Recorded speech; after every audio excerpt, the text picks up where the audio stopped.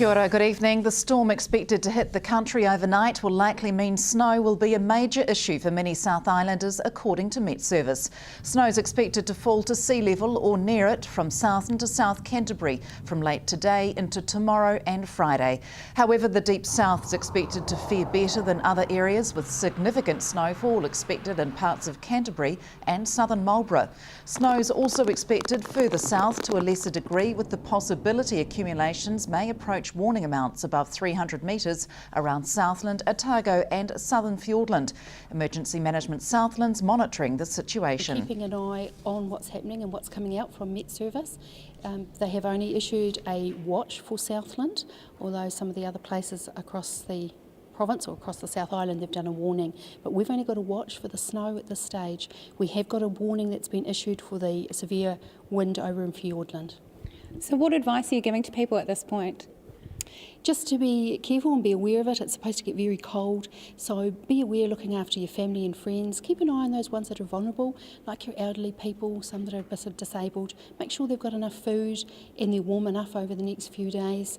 Your animals, chuck an extra blanket in their kennel if it's a dog or something like that.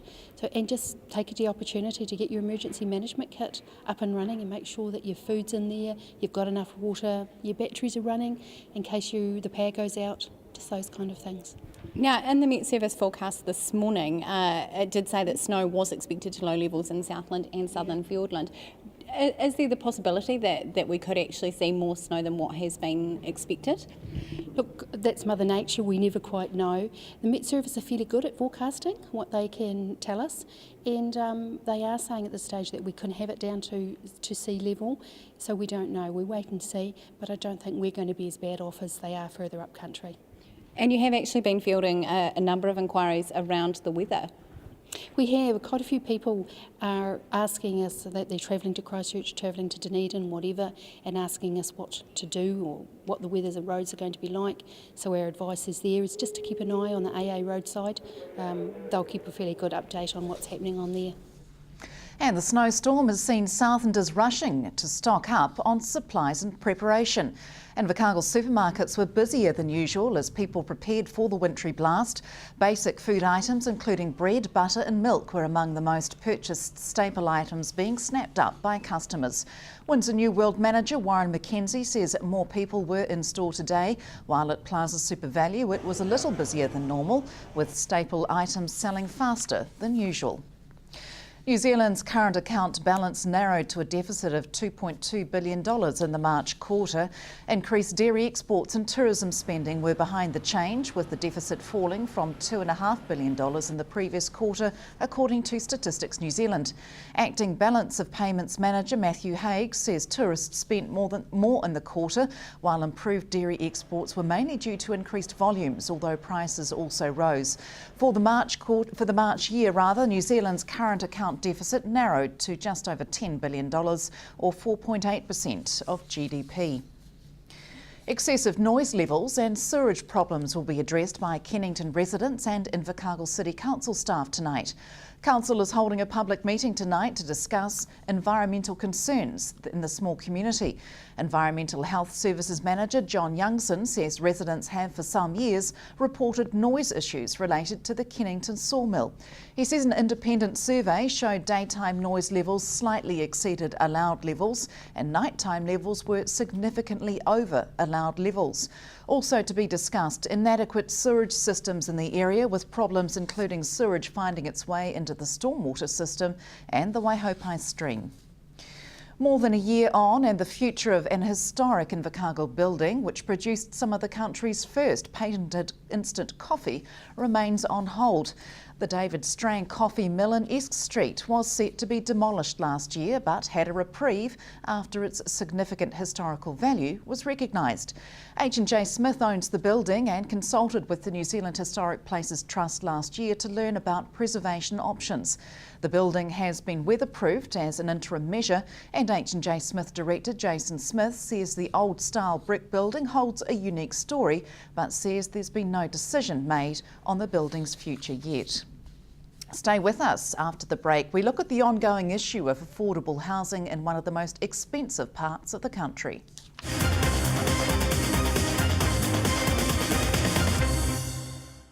Welcome back. Tourist Mecca Queenstown boasts some of the country's most expensive homes, making entering the housing market unattainable for many low-income earners who work in the area. An initiative creating pathways to home ownership has been established and it's proving to be a big success. First home buyers in Queenstown Lakes District are struggling to enter the real estate market.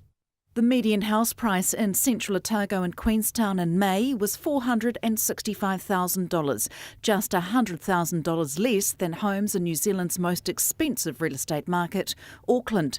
Keeping housing affordable is essential for the resort town to retain service and public sector workers, according to Lakes District Mayor Vanessa Van Uden. To combat the problem, Queenstown Lakes Community Housing Trust was created 6 years ago to manage and deliver affordable housing in the area.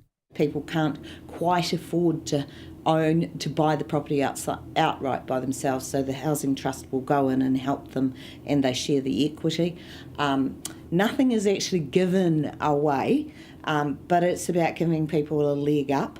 Real estate agent Warwick Osborne says there's a major shortage of listings under the $500,000 mark. Those are being targeted by people in their 20s and 30s getting into the market for the first time, taking advantage of interest rates. Interest rates are the lowest they've been since the mid-60s, so people are getting into the market. Those 20 to 30s are also buying through their Kiwi savers, getting the wee kickstart from the government. Cash contributions from developers, land gifted by council, along with sourcing funds from central government provide the resources needed for the Trust's operation, already underway with dozens of properties in Lake Hayes Estate. The Trust's charter, if you like, is to help those in the low to median income households secure decent housing in the district at a cost within their means. To help alleviate housing woes, it's proposed another 10 homes be built at nearby Arrowtown.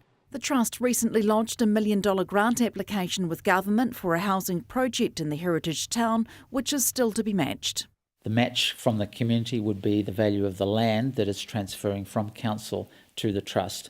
And that's what makes the project viable. That's what enables the Trust to be able to deliver lower rents to those households, but then to put in place for those households a pathway that will enable those households to move from their rental position into and graduate into the next level of home ownership over a 5-year period. Households pay 80% of market rent, allowing them to save the remaining 20% for a house deposit. The Trust will then, under its Rent Saver program, match those savings of those households so that over a period of 4 or 5 years, they will have saved, let's say, $25,000 together with our contribution, which will enable them to graduate into a shared ownership house elsewhere in Arrowtown or somewhere else within Queenstown. Once rental terms finish, the houses are relet, enabling another family to build equity. More than 70 households have already been assisted and over 200 are on the wait list, proving demand is high. Margot Sutherland, South Today News.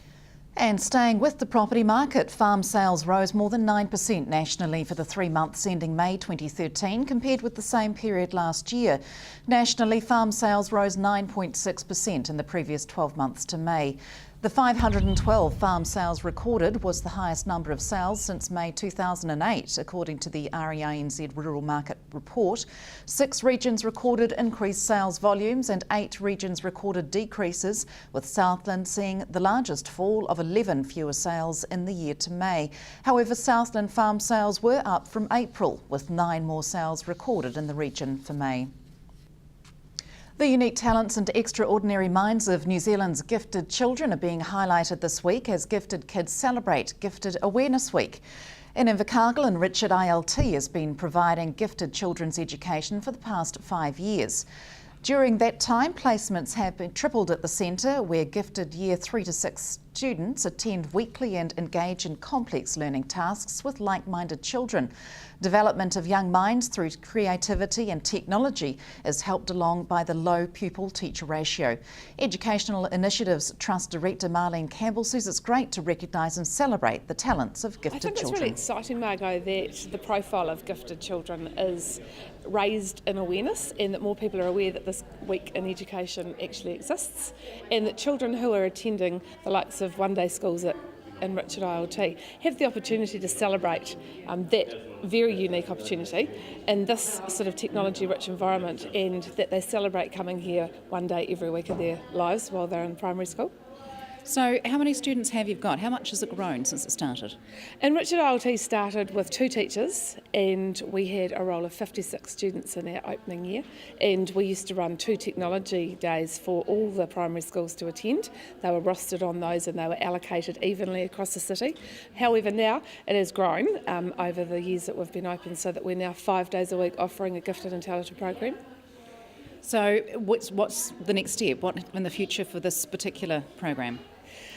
Part of what we wanted to do was also grow the awareness of homeschools about catering to these learners every day of their schooling. So for us, it's really exciting and fabulous that we've got this unique opportunity in Invercargill, generously funded by our sponsors ILT. However, our main goal is that these children are gifted and talented 5 days a week and not 1. So for the homeschools to grow their awareness and differentiating the curriculum every day for those student learners, that's our end goal. And that's it from news. Coming up in sport, the zero fees Southland Sharks prepare for this Friday's home clash against the Otago Nuggets. From the news team, good night.